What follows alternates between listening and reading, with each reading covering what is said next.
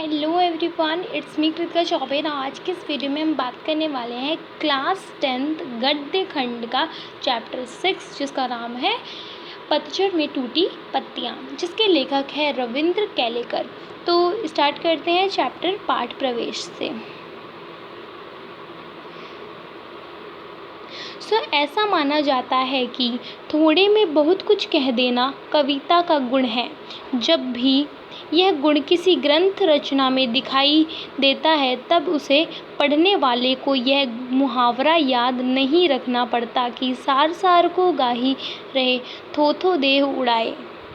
सरल लिखना, थोड़े शब्दों में लिखना ज़्यादा कठिन काम है, फिर भी यह काम होता रहता है। मतलब कि इसमें था कि जो लेखक होते हैं वो बहुत कम चीज़ें लिखते हैं और हमें सोचने पे मजबूर कर देते हैं कि उसमें इतना सारा डीप में मतलब होता है, थोड़े शब्द में वो ज़्यादा लिख देते हैं। ठीक है। सुकृत कथाएं, आगमन कथाएं, जातक कथाओं, पंचतंत्र की कहानियाँ उसी लेखक के प्रमाण हैं। मतलब कि सारी जो कथाएं हैं, पंचतंत्र हैं, ये इन्हीं लेखक के प्रमाण हैं। यही काम कोकड़ियों में रविंद्र केलेकर ने किया है। प्रस्तुत पाठ में प्रसंग पढ़ने वाले से थोड़ा कहा बहुत समझा की मांग करने हैं। ये प्रसंग महज पढ़ने गुनने की नहीं, यह जागरूकता और साकृत नागरिकता बनाने की प्रेरणा भी देता है। मतलब कि यहाँ पर कवि कह भी रहे हैं कि जो मैंने लिखा है ना उसका मतलब बहुत ज़्यादा है, हमें बहुत गहरे में समझने को पढ़ना होगा। पहला प्रसंग, गिन्नी का सोना। जीवन में अपने लिए सुख साधन जुटाने वाले से नहीं बल्कि उस लोगों से परिचित कराया है जो इस जगह को जीने और रहने योग्य बनाते हैं। तो गिन्नी के सोने में जो यहाँ पर लोग रहते हैं वो हम पढ़ेंगे तो आपको ज़्यादा अच्छे से क्लियर समझ में आ जाएगा। और जो जीने लायक बनाते हैं, योग्य बनाते हैं, उनकी बात की गई है गिन्नी के सोने में। दूसरे प्रसंग, छेन की देन। बुद्ध दर्शन में वर्णित ध्यान की ओर प्रदर्शित की याद दिलाता है, जिसके कारण जापान के लोग आज भी अपनी व्यवस्था दिनचर्या के बीच कुछ चैन भरे पल पा जाते हैं। पहला पार्ट जो है ना वो एक सोने, मतलब कि समझ में आ रहा होगा गिन्नी का सोना। भी सोना मतलब कि सोना नहीं है, ये एक धातु वाला सोना है। ठीक है। तो पहला पार्ट है गिन्नी का सोना एंड सेकंड पार्ट है छेन की देन। उसे सेकंड पार्ट में बनेंगे तो सेकंड चीज़ है। तो स्टार्ट करते हैं। पतझड़ में टूटी पत्तियाँ, फर्स्ट है गिन्नी का सोना। ठीक है, स्टार्ट करते हैं। शुद्ध सोना अलग है और गिन्नी का सोना अलग। गिन्नी के सोने में तांबा सा मिलाया हुआ होता है, इसलिए वह ज़्यादा चमकता है और शुद्ध सोने से मजबूत भी होता है। औरतें अक्सर इसी सोने के गहने बनवाती हैं। तो हमें पहली बात इससे पता चलती है कि जो गिन्नी का सोना है ना वो अलग होता है, मतलब कि शुद्ध सोने से। और गिन्नी के सोने में ना थोड़ा सा तांबा मिलाया जाता है जिससे कि वह मजबूत और चमकदार होता है शुद्ध सोने के मामले में। और औरतें जो होती हैं ना वो ऐसे शुद्ध सोने का नहीं यूज़ करती, वो गिन्नी के सोने का यूज़ करती हैं। मतलब कि तांबा होता है, ऐसी धातु होता है, उसको सोने के अंदर मिलाया जाता है जिससे वो चमकदार और मजबूत बने। सेकंड पढ़ते हैं। फिर भी होता तो वह है गिन्नी का ही सोना। शुद्ध आदर्श भी शुद्ध सोने के जैसे ही होते हैं। चंद लोग उसमें व्यवहारिकता का थोड़ा सा तांबा मिला देते हैं और चलाकर दिखाते हैं, तब हम लोग उसे प्रैक्टिकल आइडियोलॉजिस्ट कहकर उनका बखान करते हैं। अब देखो, हमने ये बात तो समझ ली कि गिन्नी का सोना और शुद्ध सोना कैसे अलग है। अब यहाँ पर हमें फिर से बोला गया है कि जो शुद्ध सोना होता है ना वो एक आदर्श सोना होता है। जो शुद्ध सोना होता है वो एक आदर्श सोना होता है।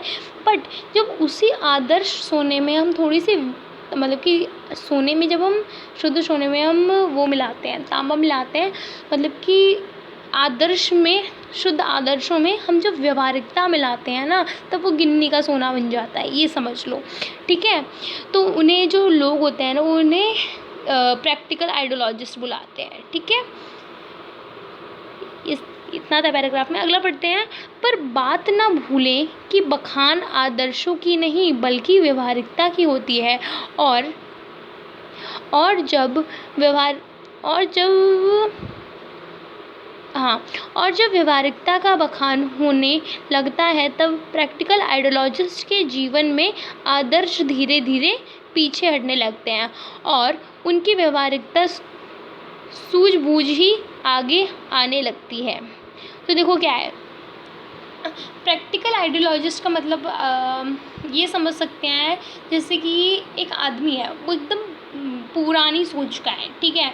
अगर मैंने उससे कहा कि चलो ऐसे मूवी देखने चलते हैं, तो बोलेगा हाँ मूवी क्यों देखने चले हैं, मेरे उससे क्यों बोल रहे हो, ये सारी सोच कि पुराने लोग होते हैं ना कि मूवी देखने क्यों जाए, ये क्यों करें, मतलब हम बोलते हैं ना बी प्रैक्टिकल, तो इस टाइप का बी प्रैक्टिकल, ठीक है, यही है प्रैक्टिकल आइडियोलॉजिस्ट।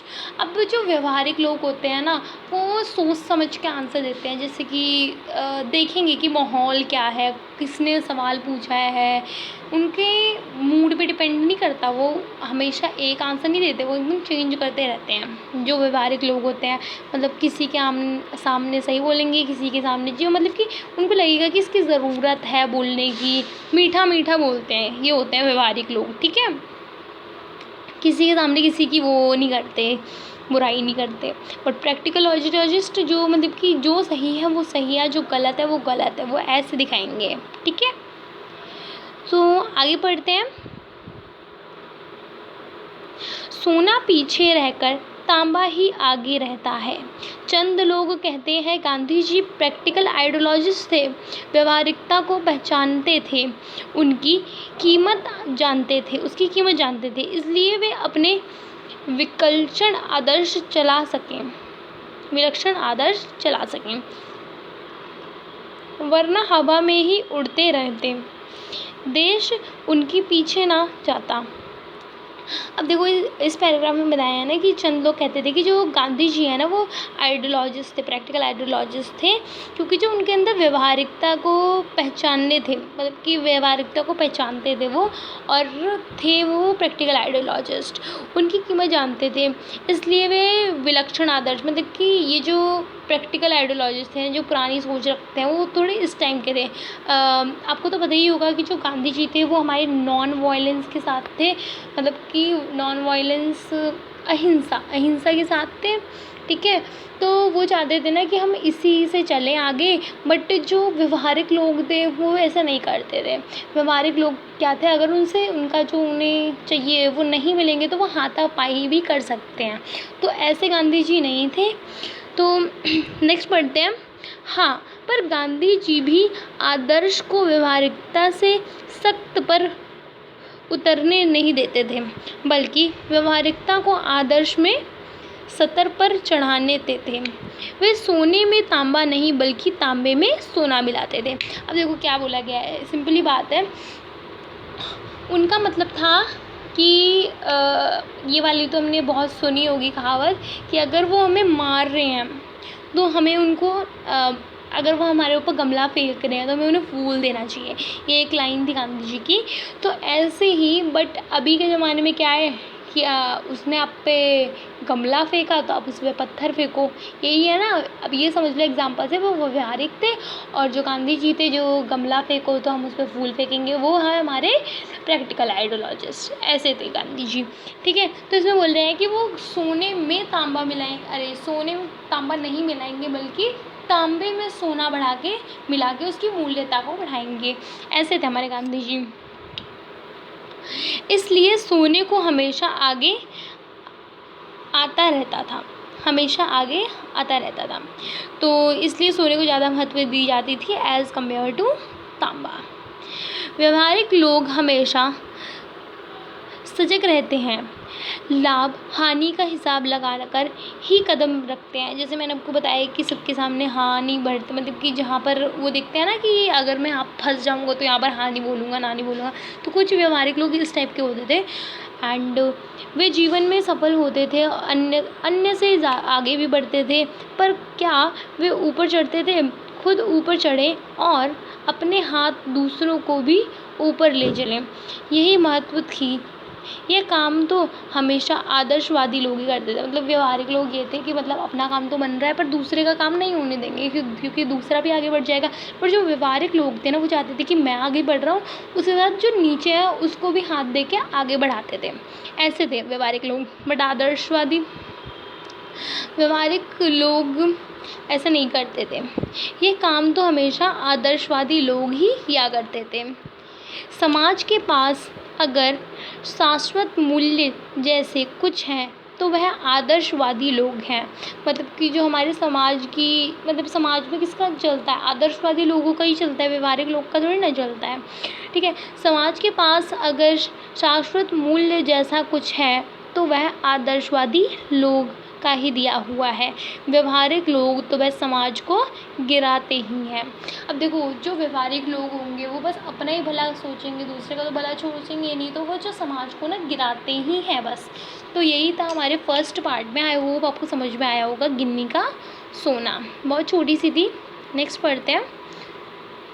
ये हमारा छेन की देन। सो मैं आपको भी पहले बता देती हूँ, जितना हमने पाठ प्रवेश में पढ़ाते हैं तो इसमें बेसिकली जापान के बारे में है कि जापान के लोग कैसे रहते हैं एंड वो अपने सुकून पाने के लिए क्या करते हैं। तो पाठ प्रवेश में यही था। तो चलिए आगे बढ़ते हैं।